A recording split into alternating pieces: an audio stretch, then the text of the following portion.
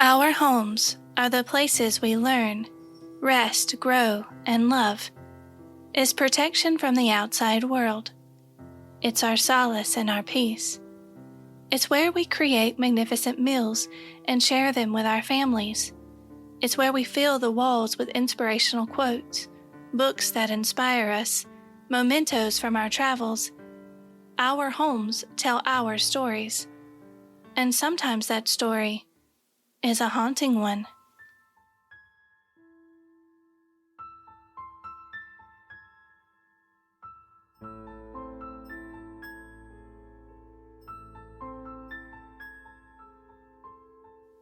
I'm Vanessa K. Eccles, and this is Fabled.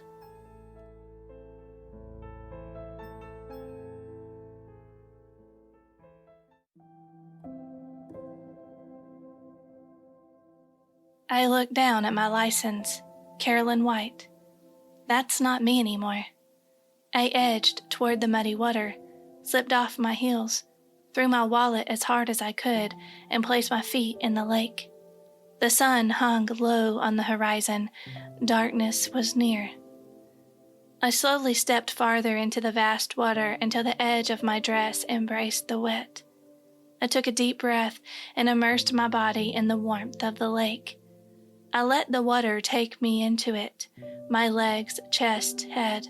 Before I knew it, I no longer belonged to myself. I belonged to the lake. I stood up and brushed my hair out of my face. My dress clung to me like a glove. I walked out of the water just as the sun faded. As I took one last look back at Carolyn White, a crane swooped down and landed at the dock's edge. Its elegant neck and its graceful demeanor were beautiful. In a moment, it flew away from me, from Carolyn. That's when I knew I was now Vivian Crane. I snuck around to the back door that was facing the lake. My childhood home had changed a lot since I'd last seen it. The wild Georgia woods and kudzu had all but taken over the narrow strip of land. I was instantly haunted by the memories of summer cookouts and 4th of July fireworks as I crept on the porch. The noise of my heels was making me anxious, so I decided to carry them the rest of the way. When I reached the door, I wiggled it a little in hopes that the property manager would have left it unlocked. No such luck. I looked around for a key under dead foliage in ornate pots but found nothing. There has to be a key around here somewhere. Think. Just then, I saw a slight shimmer of something above the doorway slightly overhanging the trim.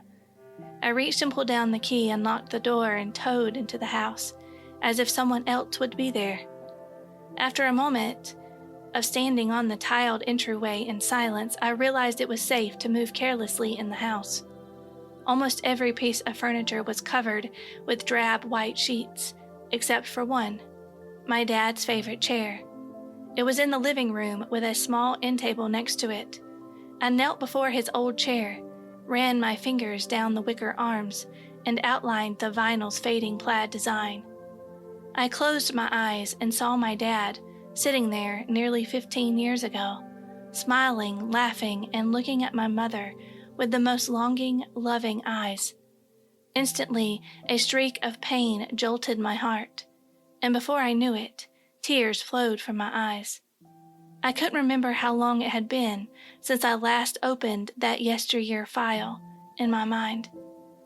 I would give anything to have my parents back with me, but I can't make any more pacts with the devil. That's what got me here. I was afraid to turn on any lights in the house. I knew the neighbors kept a close eye on the place. That would surely get me a visit from the local PD, and God knows I didn't want that. Luckily, the uncovered windows let in enough moonlight to allow me to see my way around. After days of intense travel, I couldn't find my childhood bed fast enough. One of my mom's white cotton nightgowns was in her closet, and I put it on, slinging my wet dress over the bathtub curtain. A pale pink comforter was in the linen closet, and it wasn't long before I lay down and finally felt at peace again.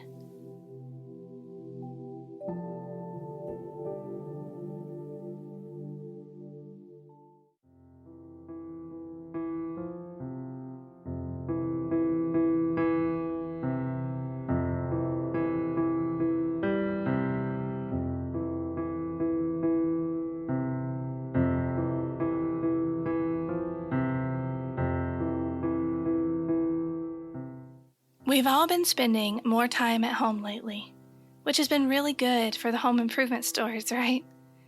We're finally getting around to those projects we always wanted to do. We're planting flowers and painting walls. We're cleaning out closets and organizing drawers. We're getting our houses in order. But why is it that during a global pandemic that we seek to fix our houses? Psychology may have some answers. According to an article by Brian Collinson, Jungian therapy is riddled with home symbolism. As a secure place, our homes are akin to our mother's womb. They are safe places for us to grow, learn, love, and rest. Many of us perpetually seek the home we grew up in, even though it's more of a feeling, a memory, than an actual building. In our dreams, the home is a symbol of our personalities. Depending on how the home appears in our dream, it may reflect the state of our own minds. Our inner house needs tending to, as well. And during times like these, hello COVID-19, we may find ourselves needing to take care of both our inner and outer homes.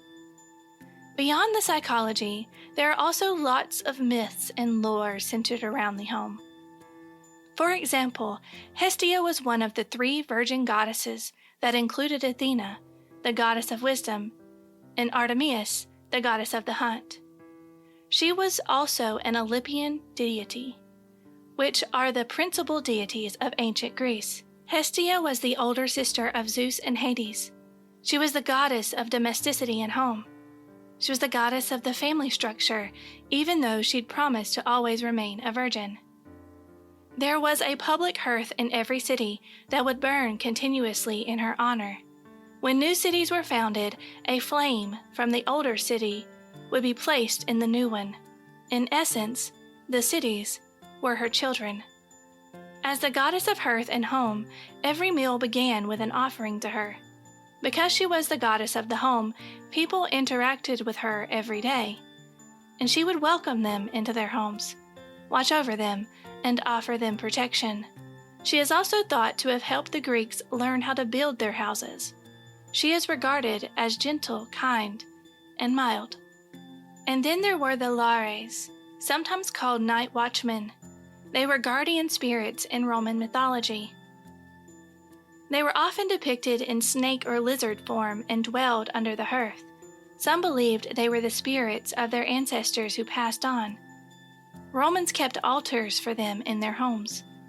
Ancient altars for them were even found in the ruins of the city of Pompeii. And in Scottish folklore, you have brownies. They're elf-like creatures. And they're not the cutest ones. They're hairy with spotted brown skin and wear tattered clothing. This house elf does chores for the family while they sleep, but only if they treat him well. Brownies are easily offended, and if they're treated poorly, they will destroy the house or leave it altogether. Another moody household character is the domovoi from Russian folklore. These creatures are believed to protect the home and its occupants, with special favor on the children. If the domovoi gets angry and leaves, the house would then be unprotected and open to evil. To get back in its favor, it said that the blood of a sacrificed animal would appease it and convince it to carry on its duties to protect. And then we have the madigo from French folklore. which are typically depicted as a cat or a fox. When it's a cat, it's always a black one. But it's not bad luck at all. A madigo brings wealth when it's being treated kindly, but don't cross one. They will cause much misfortune if mistreated. A boggart, better known as the boogeyman, has been the source of children's nightmares for ages. Originating in English folklore, the boogeyman typically has long dark hair and big black eyes. It's tall and thin. It's believed that the term first originated from the men who took dead bodies from the homes during the Black Plague. Now they're hiding in our closets and under our beds. And then we have the banshee from Irish folklore. A banshee appears before someone dies. They mourn the person who will die until they pass. Banshees are usually young women or old hags. They are said to have red, swollen eyes, long, flowing hair, and wear long dresses, and they float like ghosts.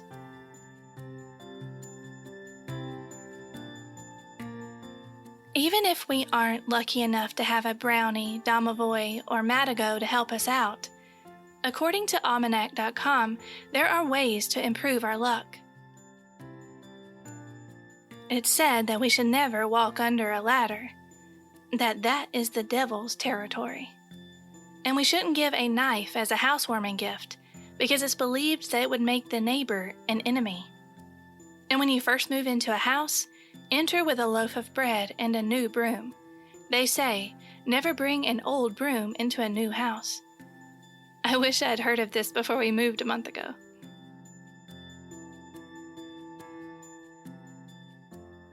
It's said that pounding a nail after dark will wake and anger the tree gods. Oops, done that one too.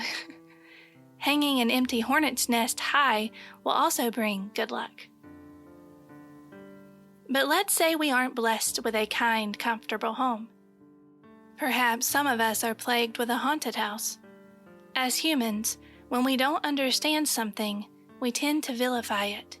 We create monsters from shadows. Carl Jung wrote about his experience in a haunted house.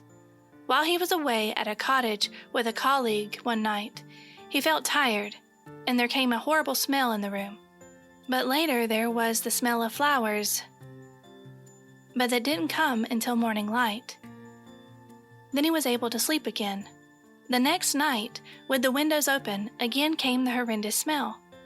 He recognized the scent as an open wound from a patient in his past.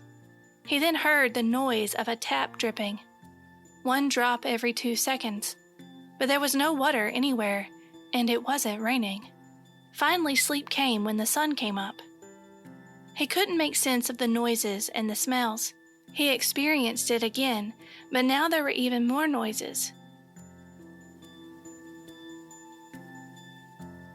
Every time the lights went off, the air would smell terrible, and the sounds would begin.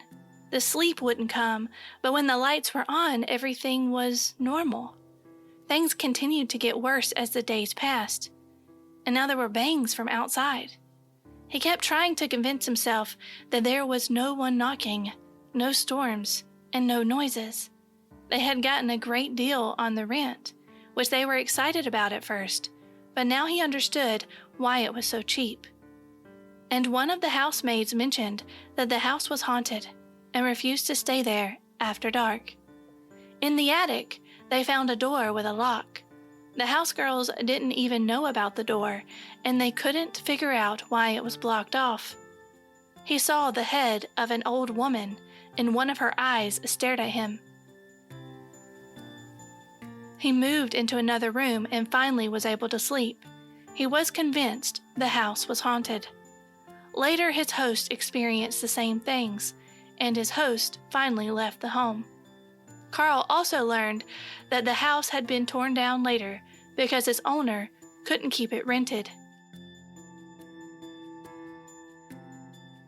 The paranormal is difficult to explain, and like we discussed earlier, we aren't usually comfortable with things we don't understand.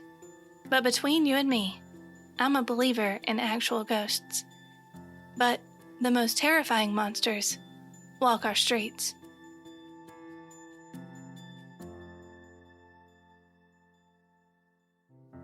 The idea of home has really been on my mind a lot lately.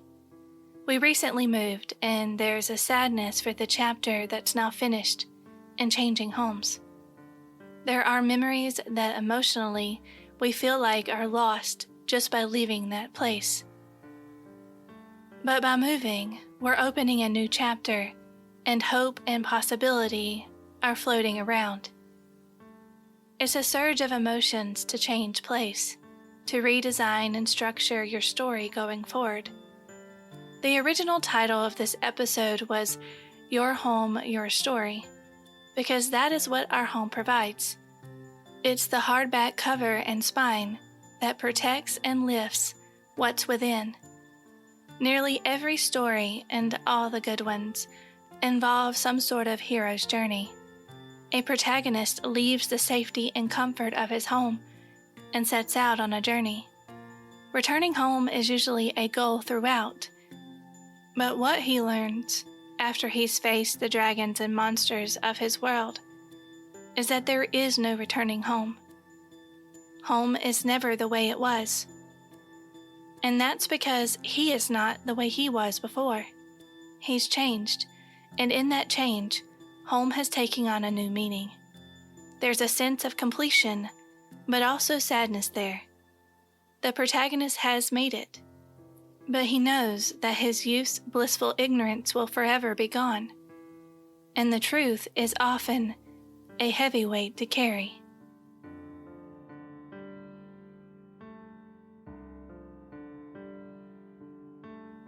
But it's inside the walls of our homes that our tales are told. Our journey is written on the walls through photos, quotes, books, and mementos. We are comforted by dwelling within our story.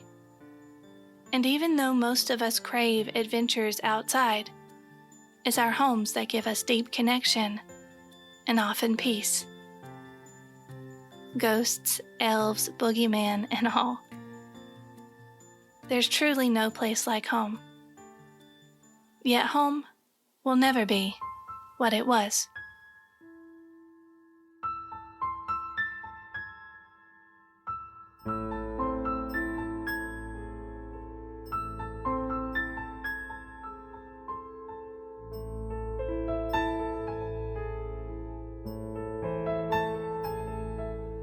Fabled is produced by me, Vanessa K. Eccles, with research assistance by Whitney Zahar, and music by Kevin MacLeod and Epidemic Sound.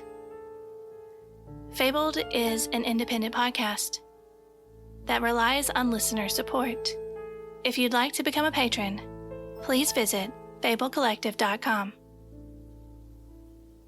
Also, please say hi on social media at Fable Collective.